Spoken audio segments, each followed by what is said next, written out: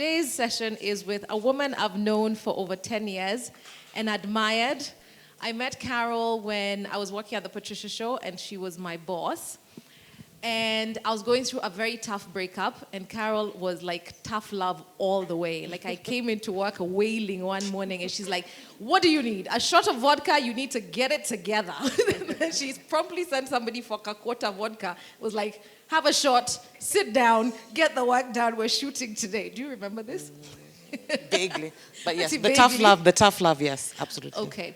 So we'll just start. Her name is Carol Mbindyo. You introduce yourself. Let me stop. I'm Caroline Mbindyo Coroso. Oh, yes. I'm married. I'm an entrepreneur. I'm a businesswoman in media. I've worked in the industry, film and TV, for over 20 years. I have a dear friend and mentor here, Ginger, who has been with me for many years as well, and other people here from the industry. Yeah, I've just been in this industry, media, for a long time, and that's why I'm very excited about Datasphere, the platform. And as Valentine said, I gave her a break when she went into TV production. I was her series producer.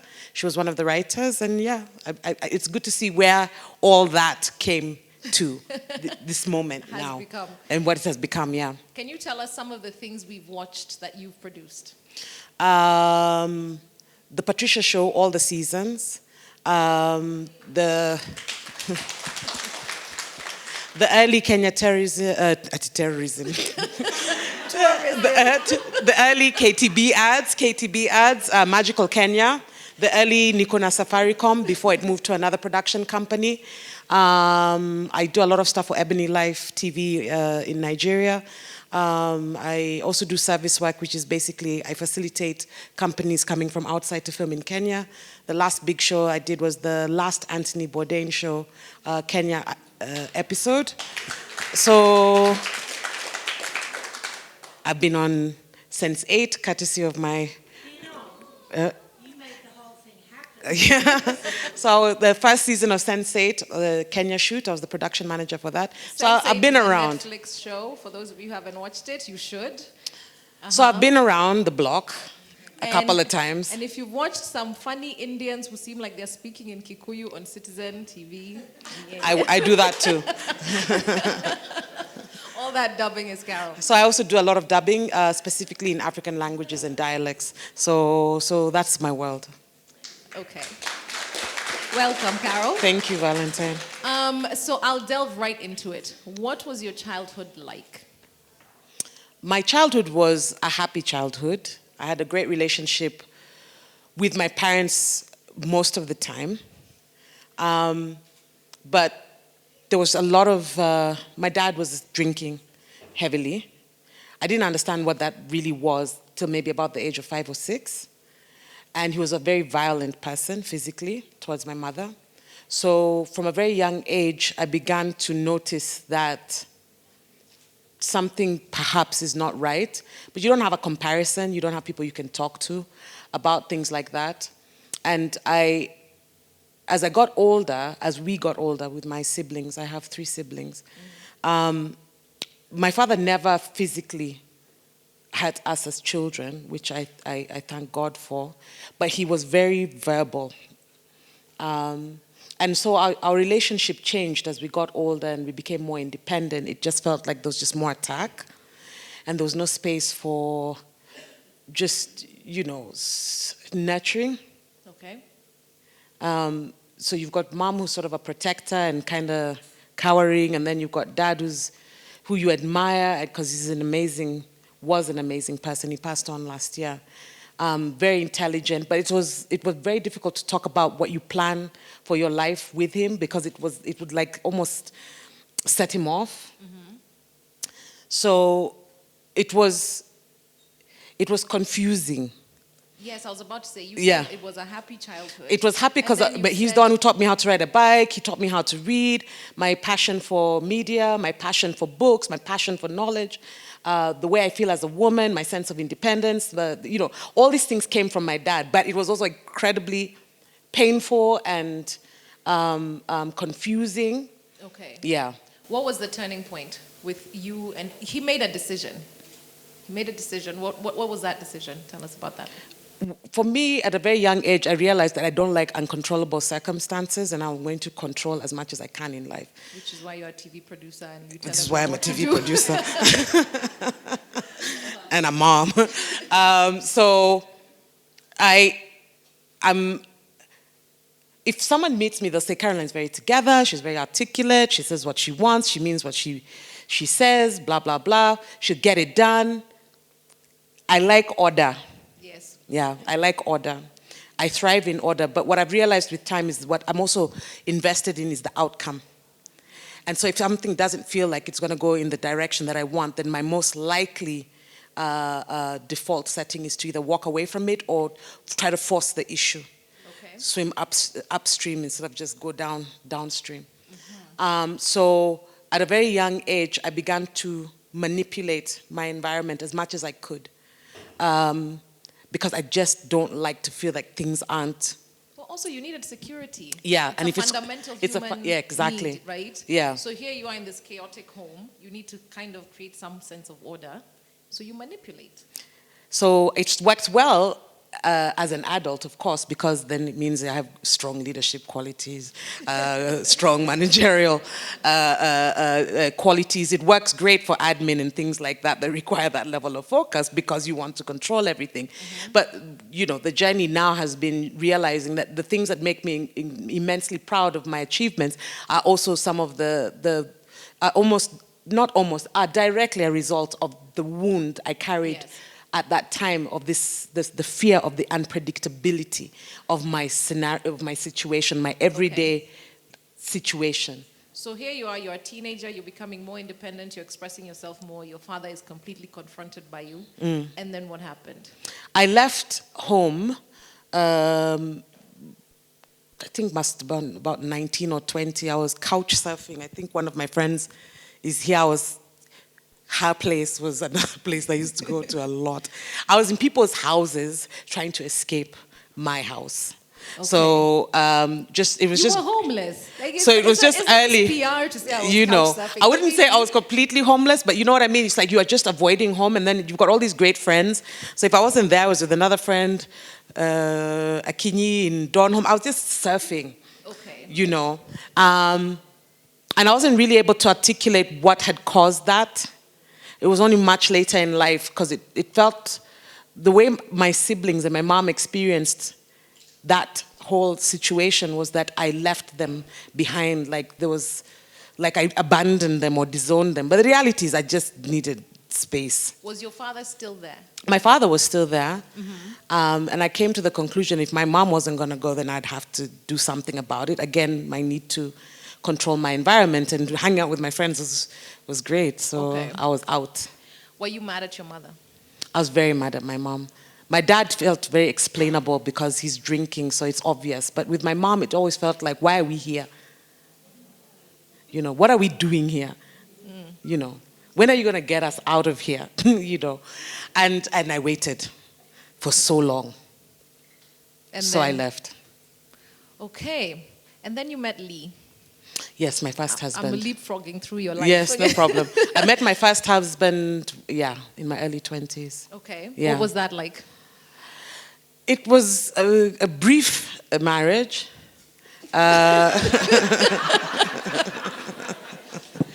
Brief marriage or brief courtship? No, the marriage courtship, which was all quite condensed. You know, when we separated and eventually divorced, we separated in 2006. We got married in 1999. And we had met, I think, in late 1997 or early 1998. You know, it was all quite rapid. And Ginger was there for me on the day after we had agreed to separate. I stayed at Ginger's house, back to my couch surfing. But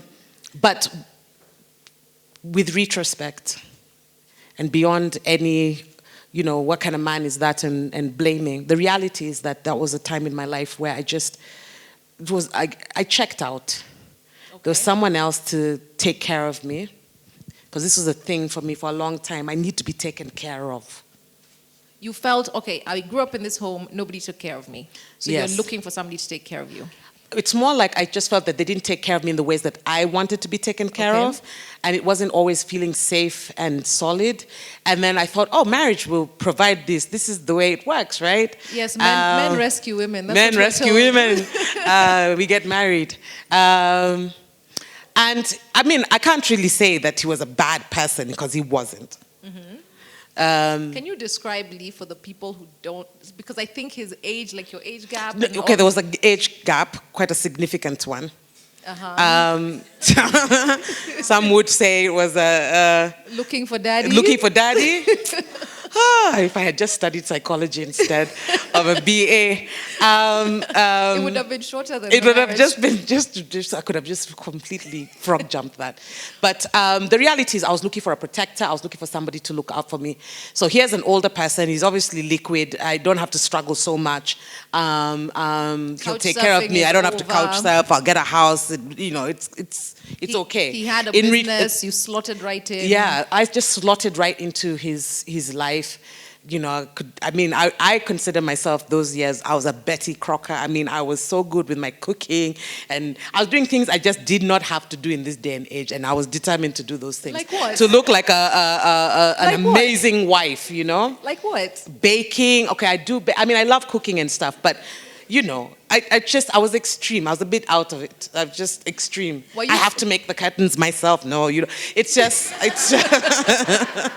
it was unnecessary What, in are you the retrospect. picture of a wife? We all have a picture of a wife. I know. I would say I was a more artistic looking wife because I had my dreadlocks and stuff like that. But yeah, I was well in, and yeah. I met you briefly at that time. Yes. You were wearing big clothes. Yes. You were kind of hiding. I started hiding myself with clothing in my early 20s, I realized now. Well, my friends, you know, because the early 90s was all skin tight and stuff, and for some insane reason, I was wearing hoodies before their time. And then those crisscross jeans, for those who are from that generation. The super large jeans. Super large jeans. And I just got really into this, and I just carried on with time. There was almost like, you know what, it's almost, I feel that I wanted to be seen but not to be seen. Okay. I wanted to be heard but not to be heard. And it was just easier to not have an opinion, so to speak, and come in and out and walk away from situations and not really connect with people. What was your family's experience, your mom and your siblings, once you got married? Of course, the wedding was Actually, yes. fun. Let's talk about the wedding. Yeah, the wedding was fun. It was nice. And I just, it was very brief because by 4 o'clock, it was done. Me, I went home. What do you mean? I don't know what was going on. What kind of African wedding ends I at know, we 4? started at 10, and then I took the cake home when we were done. You stingy woman. Yeah. There was no party. I mean, it was functional. Okay. And a lot of what I was like during those years was just completely functional. It was Kind like of going list through upon the list motions. upon list of my life. I used to complain to my friend Ginger. Like, I have a list to organize the second list, and then a second list to organize the third list. Like, all this writing, what was going on? What was this stuff that I was always organizing? Curtains, baking Everything. bread, all this Really maneno. distracting myself all the time. Okay, so Yeah. you took a break from your family Yes. within your marriage. Yes. And you decided, let me create my perfect family. Yes. So tell us about your kids. So my ex-husband and I adopted our first 3 children in the year, it must have been about 2001, and they were an amazing distraction again. So you went from you and him to a house From of you and 3 to children. a house full of toddlers, and it was great. And it's been great since. And more people to organize. I love organizing. Well, we know you made a career of it. Okay. But you're understating it. You have a special needs child. Yes, the first baby is Kim. He came to us when he was about 1.5 years. He has cerebral palsy. And then he was swiftly followed by Kyle, who was 1 at the time. 3 months later, we got Kyle. And then I think about 6 months later, I met a child, a relative was fostering, a girl, and she was about 7 or 8 at the time. And she joined our happy lot. Yeah. Okay, where are you now with your mom? We made what I consider the first step at making some level of peace. My mom, it turned out, felt very wounded by my absence. First physically, because I was in and out of the house. She eventually did leave my dad, and then began the life of, renting different places, and we'd stay in, we've stayed in Kino, we stayed in Southlands. We became transient as she began to rebuild her life, because there wasn't, back then, you're on your own. So because I was absent, even with my siblings, I really did check out. I needed to check out. What does absent mean? Like you wouldn't even talk to them? No, it's not even talking. It's like, don't tell me your issues. Yeah, I am organizing these things. I want to organize these things. Why are you telling me these things? You're the firstborn. So I wanted to organize my other things. I didn't want to organize this. This is domestic. It's tiring.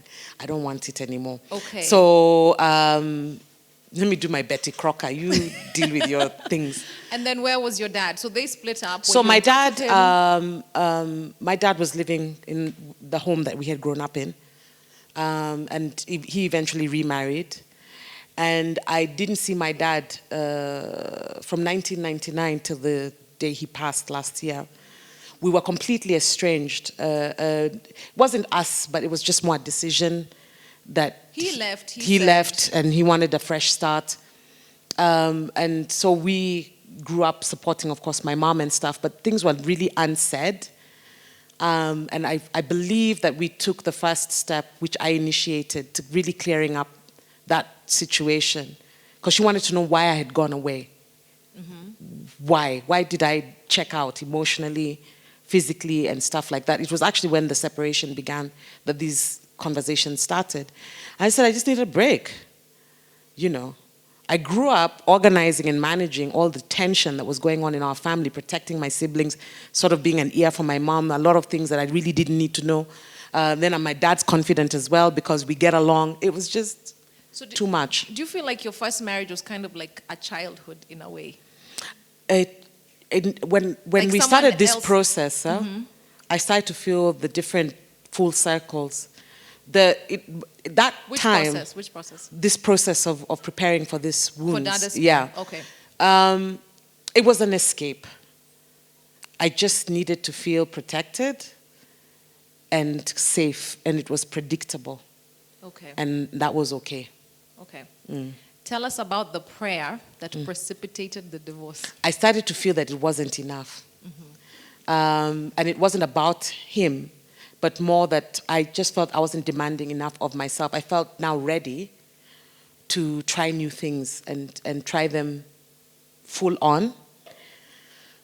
But see, now I have given the light to someone else in the relationship.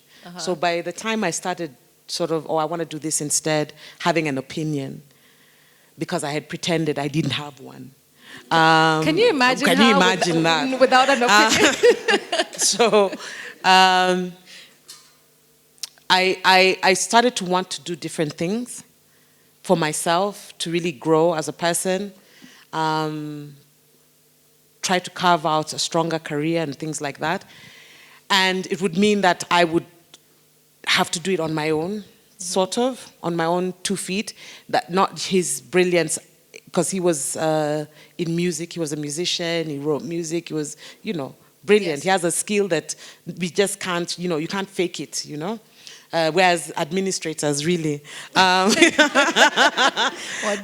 anyone a spreadsheet. Give anyone a spreadsheet, who can't do that? So I just didn't feel that I had the kind of skills that really... why can't I sing? Why can't I do something that, you walk into a room and I was like, wow, no, here comes the chick with the files, So... and the lists. Yeah, but then I began to feel that I really wanted to achieve more for myself. So I began to pray that God, if there's anything that's preventing me from being everything that you created me to be and from being, getting into my purpose, remove it. And the marriage was dissolved. And that was it. Do you remember how quickly after the prayer? It was within a year. That's one of those prayers. Yeah, you really got Before to you think say about it. You're like, These ooh. things called intentions can be scary. So, and then I was in the deep end. Okay. Yeah. So then what happened? You get divorced, then what? Where do you turn? Who supported you? What happened? Ginger was a major support for me. Gave me a lot of breaks career-wise. And other friends, just... Because I'd come from audio as well. I'd been producing mostly audio at that time, up until 2006. I hadn't produced TV stuff. She gave me a break in 2007, and I guess I could say the rest is history. I just got better and better and better and better, and here we are. And here we are. Okay, so what have been the gifts of these wounds? You've kind of touched on it by saying, your administrative... During this process, so I remarried in 2015. Oh, wait, I have to tell you the story. Because I'm the one who hooked her up with her husband. So I met this guy called Pascal, where the hell is Pascal now? I don't know where's Pascal. I met this guy called Pascal through my friend Charlie at a yoga class, and he said the weirdest thing to me. He said, first of all, he was coming out of a seminary. He had been a monk for 10 years. And then he looked at me and he said, Valentine, you're going to introduce, I want a wife and I want children, and you're going to introduce me to my wife. And also I want to be a published writer, and you're going to make this happen. Now, when people say these things to you, what do you, like... What do you do? It was so bizarre. I told Charlie, I was like, your friend is weird. And I was avoiding him. But then I started editing this magazine called Art Life, which doesn't exist anymore. And I needed a writer, so I did call Pascal. He did become a published writer. And then I was doing some banking at the junction. I bump into Carol, and she's like, Valentine, I'm done with this single thing. Can you hook me up with somebody? And I was like, okay, I don't have headspace for this. I know a guy. Have coffee on Saturday. So they had coffee, they got married, and they have a daughter. I have a 100% success rate for hooking people. Completely. Yeah. Okay. So I met Pascal in late 2011. We had our daughter Shala in 2013, and we got married in 2015. And this year has been a very difficult year in the marriage because he was drinking a lot, and it felt like, oh my God, how many flashbacks can you go through in a lifetime? I'm back in my childhood home. I'm back in my childhood home. What is going on here? And it's, again, you can't control the outcome. You can bully, you can argue, you can shout, you can abuse, you can do a lot of things, but you can't stop the drinking if the person is committed to doing that. So we were advised to see a therapist, which we did, and we began to realize that it wasn't the drinking that wasn't the issue. The drinking was an agent to numb pain. And so what I've discovered about my husband at this stage in our marriage is how wounded he was, and then I was wounded. And you've got these two wounded people trying to be adults and raise children and look and be sane and run a business and run businesses and stuff. And meanwhile, we're upset about things that have nothing to do with the other person. So this year, now that we've been doing this process about wounds, I feel now that, I came full circle. But the difference is that I didn't have to, I'm no longer a victim in my story. I have the opportunity to engage and go full on and help heal myself and support my husband in his healing so we can get to somewhere else. That's the invitation. It's easier to walk away.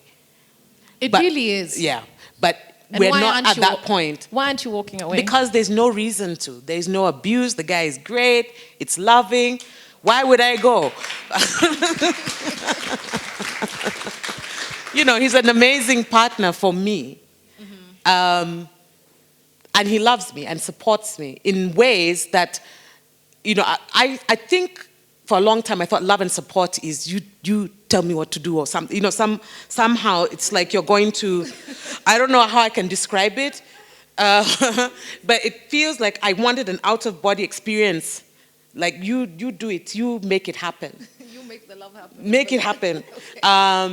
And I have the opportunity to engage and be responsible for that engagement, because I was making him wrong about things because I was coming from a place of so much pain that I thought, and I keep thinking has gone, but I realize now it's just been a process of healing all the time. So by sitting down with a person who technically is exactly what I wouldn't want to engage with, because it's too heavy, I get the opportunity to engage at another level. I don't have to blame him, because I'm not looking at him all the time with the eyes of Caroline looking at Pascal right now. I was looking at my dad and feeling pain. Yeah. Because you've recreated your childhood home. Yeah. Okay. Yeah. So what I loved when we spoke on the phone is you were like, I don't think, because I was talking about getting over wounds and accepting them and moving on, and you said there's no such thing. You don't move on. You're just in the wound. It's with you for life, whatever it is, and then some days are better, some days are worse. Yeah, I feel, my opinion, the wounds never go away. Just some fade better. Some come up at the most inopportune times because there's a trigger. They never go, but what they're doing is healing and teaching in some weird way. So I'm still learning from my 5-year-old self, which is just weird as I approach 50. So anyway, I need to stop giving her so much control. So I'm enjoying the healing. Okay. Yeah. Thank you so much, Thank guys.